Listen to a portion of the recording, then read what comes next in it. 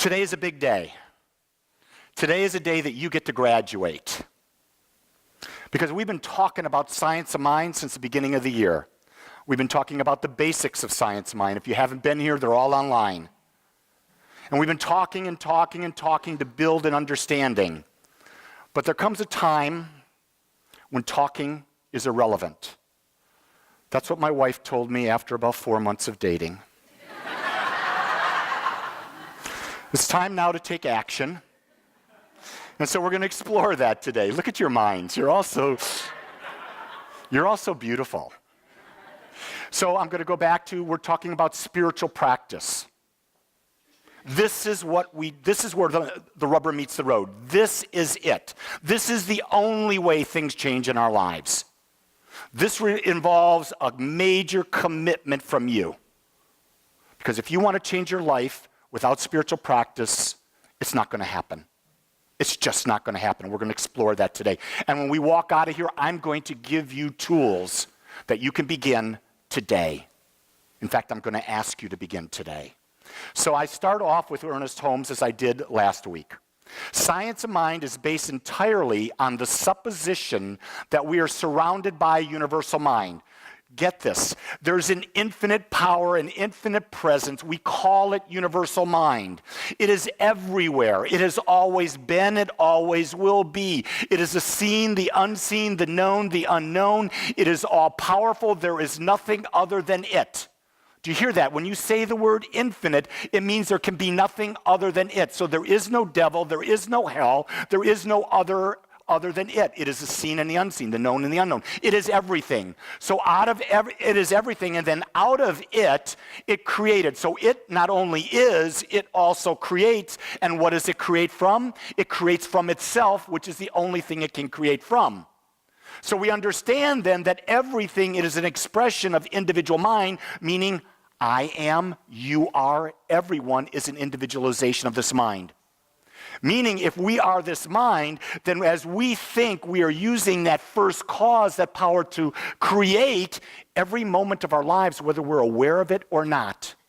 So the aspect that creates, we call that the law. And we go on to say, into which we think. And as we think into this universal mind, we set a law in motion. That law is the creative medium. That is what created this cosmos. It's what creates our experience. So we are using the same law that created the cosmos through our thoughts to create our individual experience here on the planet. Now, with that power, that means what? That no one is doing anything to us. Did you get that? No one is doing anything to us, but our response to others is creating a reaction within us which draws us to an experience. The other person is just simply, it's like if you're not paying attention to other people in your life, what do you hear? You hear the Charlie Brown voice, blah, blah, blah, blah, blah, blah, blah, right? But all of a sudden, you may attach a value to someone more than others, and all of a sudden the blah, blah, blah turns into words you can clearly hear, and words that you've put a higher value on than the value of others' words. And when you put a higher value on it, what does that mean? You take it personally, what they say, don't we? I used to put a higher value on what my wife said. So when she critiqued me, I would take it personally. Now I look at it as, it's just information. See, there's a real difference there about taking something personally than when someone tells you something and says, it's just information. Because when it's just information, now you're saying, I have the ability to choose how I use that information as I go forward with in my life. So information is really useful as long as what? We don't take it personally. When we take it personally, that's when we get hurt. Empathy. There's a lot of people in here that identify themselves as empaths. Well, when they identify themselves as empaths, that's wonderful. That means that you're able to read the energy of another person, which if you're sensitive enough, anyone can do that. You're able to read the energy of a group. The key thing is, can you separate yourself from that energy? So you don't get dragged down into the energy of the other people or of the group. That's real important because you can walk into a Moody Blues concert, which I've done probably 20 times. There's an energy. That energy is very different than walking into an AC/DC concert. Now, don't get me wrong. I like my AC/DC and I like my Moody Blues, but you got to realize there's a different energy. And I remember Gene and I going back to the 25th reunion tour for Jethro Tull. And we were at that tour, and I looked around and said, whoa, everyone was a biker. Jethro Tull attracted the real biker crowd in that, and it was a very different energy that I didn't expect.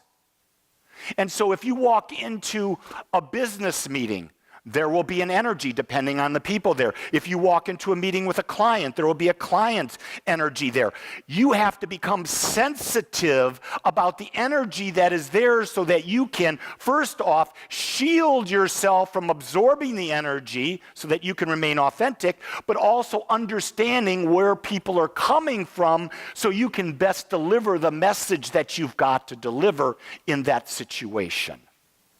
So it's about setting a law in motion. That law is creative, and within that law, it creates unlimited possibilities. You are not limited other than the limitations that you put around your own thoughts. Think about that. That's very freeing, and you may want to beat yourself up about that. Don't. Oh, I created this? You got to be kidding me. Why wouldn't I create something different? Why wouldn't I create that over there or that over there? Remember something, you were brought here unique. You were created uniquely as you. And you were not meant to be like anyone else. You were meant to be you. The question I ask you is, have you consciously chosen who you are becoming? Most of the time, the answer is no. Most of the time, we become what our parents wanted us to be, what school wanted us to be, maybe someone we met. We haven't taken the time to individualize ourselves as we want. The law is all powerful. See, the law has no value unless we consciously use it. Because the law is always working, right? So whatever your unconscious thoughts are going on, the law is creating your experience. So if you're unconscious, you're getting your experience. The law is not going to stop working. It's always been working. But we have the ability to know that the law is working, and now the law has value to us because now we know we can use the law toward our desired result. We have to know what it is. That's really critical. We have to know what this law is. It's an infinite power. It's an infinite presence that is always working, and we can address it. So we know what it is. Then we have to know what is our relationship to it. Our relationship is what? We're one with it, isn't it?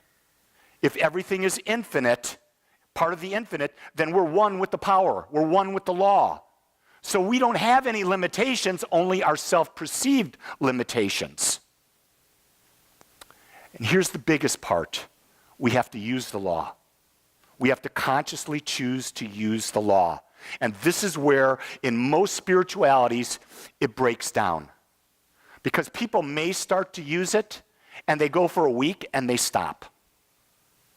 Well, if you stop, you're not being very conscious, are you? It's about being persistent and consistent in using the law, in using your spiritual practices toward a directed result, and you never stop because you are persistent and consistent. You know that if you let go, the law of averages or the collective consciousness around you will penetrate and it will influence what you're doing. You don't want that. At least I don't. Our spiritual practice is our conscious choice of using the law toward a desired result. That's all spiritual practice is. It's tools that we use to shift our mind on a persistent and consistent basis that allows us to create a desired result. Not someone else's desired result, our desired result. So, my gift to you today is that when you walk out of here, you're going to have a spiritual practice. Does that make sense? You're going to have a spiritual practice. In fact, two of our practitioners, Jean and Susie, will be in the corner outside. They will passing you. You don't have to take notes right now. They're going to pass you out a sheet that has everything on it. You're going to get all the tools you need. You're going to know what you need to do. And I would highly advise that you begin today. Why not? What have you got to lose? Isn't today the beginning of your life? Time to create a new one. So what are spiritual practices? Meditation. Going into the stillness, affirmative prayer, or what we call spiritual mind treatment. We're treating the mind toward a specific result. Affirmations, mantras. Affirmations are I am statements. Mantras are ancient sayings written in Sanskrit that have a vibration to them, and the vibration of saying those words has an impact on our overall energy and can shift where we are in a moment. Spiritual study, that's a spiritual practice, studying, becoming more aware.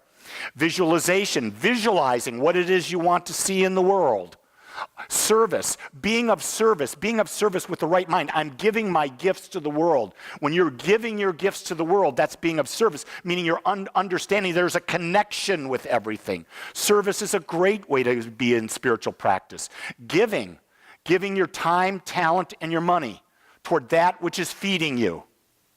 Notice I didn't say to a church. You give your time, your talent, and your money to that which is feeding you. In other words, supporting you, causing you to be inspired from within and growing, becoming your greater self. Forgiveness, letting go. And this is forgiveness. This is real easy forgiveness. It's different than, got to go to God. God, forgive me. No. Forgiveness is letting go of everything and anything that is no longer serving your higher calling. Does that make sense? Letting go of anything and anyone who is no longer serving your higher calling. And that means anything. That means anyone. Because sometimes we keep dragging along that weight behind us. That weight could be our mother. That weight could be our father. That weight could be an ex-spouse. That weight could be a child that's grown. That could be someone who's died. Isn't it pitiful? Think about this.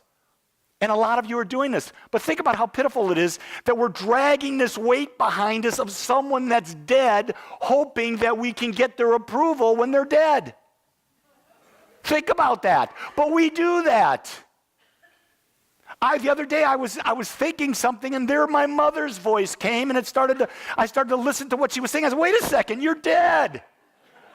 I don't have to listen to you anymore. I love you, but I don't have to listen to you anymore.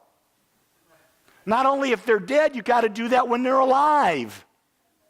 You don't have to walk up and say, hey, Mom, I'm not listening to you anymore. No, you just don't listen. Have you ever been a teenager? I was a teenager. I can remember my mother saying to me, Lee, this is my junior year of high school. I'm going to homecoming. I've asked a girl from another high school that I met in CCD, catechism class at Sacred Heart, and she was beautiful. If she's out there, her name is Mary Nitskoda. I remember, she's a really pretty girl. And she was on the homecoming court at that school. My mother says to me, now you have a good time, but you have to be home by 9:30. Now you think about that. I'm going on one of the first real dates of my life, and I got to be home by 9:30? Guess who was not home at 9:30? Guess, did the law of cause and effect come into my life? I had a magnificently wonderful evening. I pulled in about 1:30. Both parents were wide awake, waiting for me. And guess who didn't get the car and was grounded for the next month? And was I still happy? Oh, yes. I had a night with Mary. So anyway, Jean, don't be jealous about that. That was a long time ago. She looked a little like you, but anyway. See, I look at it like to say that Mary was just a precursor to guide me to my Jeannie. Anyway, the last one is gratitude. To be grateful for everything in your life. Because if there's something in your life right now that you are not grateful for, we got to address that. Because that means that whatever it is, you own it. That means you haven't seen the good in it. You're only seeing the bad in it. And you've got to neutralize it by being able to see both sides of it. That's really important. So, right now, I'm now going to give you the spiritual practice that I'm going to ask you to start. So, we're going to start off with building your spiritual practice step 1, meditation. This is the single most important step in spiritual practice. And what happened is, a couple weeks back, Charles and I got together. Say hi to Charles on the camera back there. Charles has this magnificent soundproof room, and I went into it and I recorded 3 meditations. And I recorded these for the specific purpose of bringing them to you and then to the world. And the first meditation, so if you want these meditations, here's what you do. You don't write it down, it's on a sheet of paper. You're going to go to my YouTube channel, Lee Wolak, spelling is very clear. I'm going to ask you to subscribe. Why? The more subscribers, the more Google recognizes us. So hit the subscribe button. Then you're going to go to the section, and it's right at the very top, called the Healing Meditation Series. And you're going to notice there's 3 videos.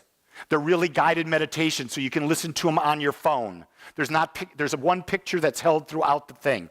The first meditation you're going to do is called deep relaxation. It's 12 minutes.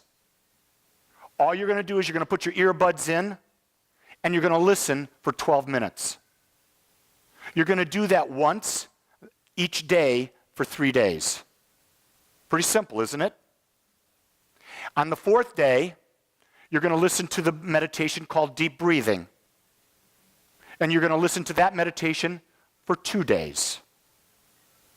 And then on the 6th day, you're going to listen to the personal healing meditation for 2 days. That walks you through a week.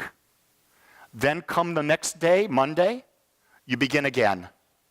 You start right over again.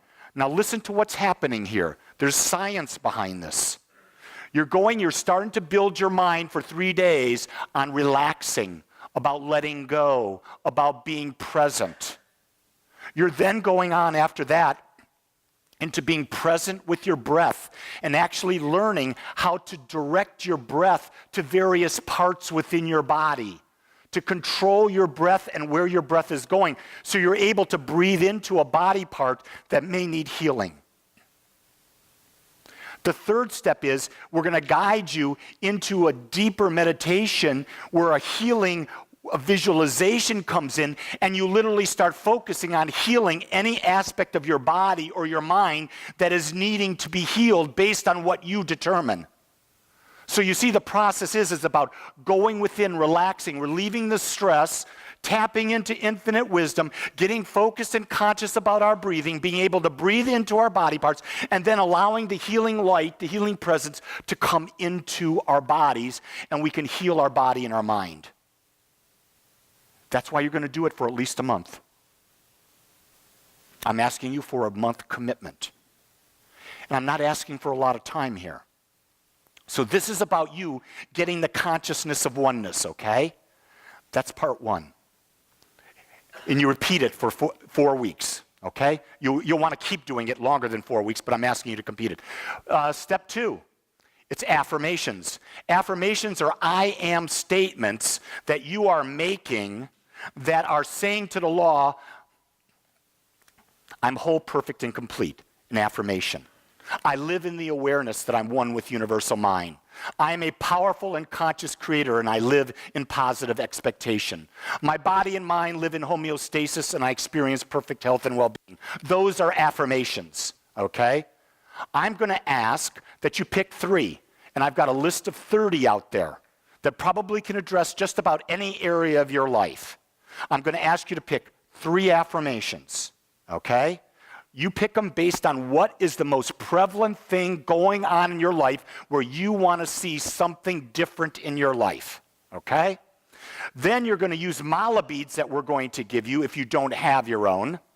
And we're going to give you out little bitty mala beads because I didn't buy mala beads for everyone. If you want bigger ones, you can buy them. They're on a table over there. Those are my India mala beads that I love the most. And you're going to take an affirmation, and your mala bead has 108 beads on it, okay? Why? I don't know. They say it's a sacred number. Okay, it's a sacred number. It's a lot. 108 is a lot. And you're going to take the mala beads and go, I am whole, perfect, and complete. I am whole, perfect, and complete. And you're going to do it 108 times for each of the 3 affirmations. What are you doing? You're implanting in your mind 324 chosen thoughts every day. What you're shifting is you're shifting the consciousness through which you're going through life. You are now taking that unconscious part of your mind and you're saying, I'm going to consciously create what's coming out in my unconscious. And what's going to happen? The law is going to hear that, feel that, know that, and it's going to start to create differently in your life. Making sense?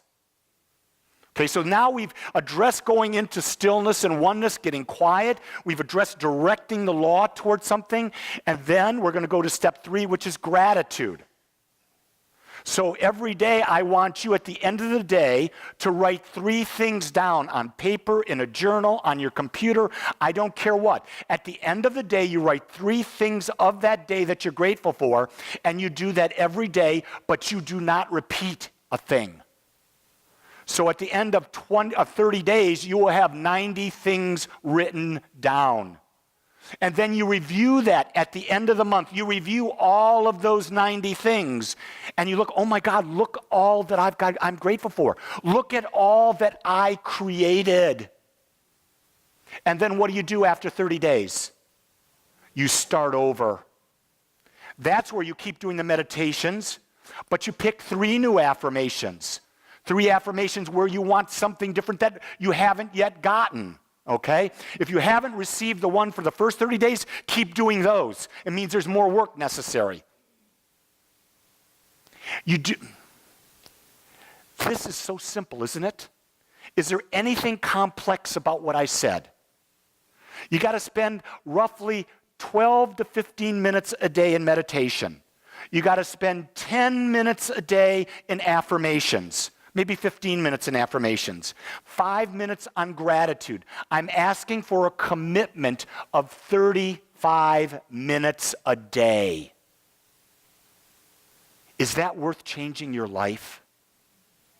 Think about 35 minutes. What silly program are you watching on TV? How much time are you putting in on social media? Think about what you can let go of to take power back into your life. Here's the thing. Only you can choose. Only you can decide. And there's a real difference between choosing and deciding. Deciding says, I leave no possibility of anything else happening. Choosing says, I can choose it now and I'll choose something different tomorrow. I want you to be people who know how to decide. Because when you decide, you embrace your power and you become powerful. And you are now the master of your destiny. And you are not the victim of happenstance. After service, corner table, Jean and Susie will be out there passing it out. I'm not handing it out because I want you to ask for it. I think it's an important thing that you ask and then you receive. Remember that in life, in any relationship, if you want something from that relationship, you must ask for it. Because if you don't ask, there's no possibility that it can be given back to you. And respect people when they ask you. And you can say no. It's okay to say no if it doesn't align with your highest values. I see a great month for you. I see the beginning of your life changings right here and now. Look through my eyes and see how perfect you are. Let's pray. I want to thank you for joining us today. I'm so grateful that you took your time to watch or listen to this message. If you found this message beneficial, I would ask that you go to our website, agapecsl.com. Once there, click on the donate button and experience the joy of conscious and purposeful giving. Or if you would like, text your gift by simply dialing 972-532-6976. It is through your gifts that we are able to bring this message to you in the world. I would ask that if you like this message, to please subscribe to my YouTube channel under my name, Lee Wolak. Again, I want to thank you for joining me in the Agape community as we learn how to better self-love through conscious living.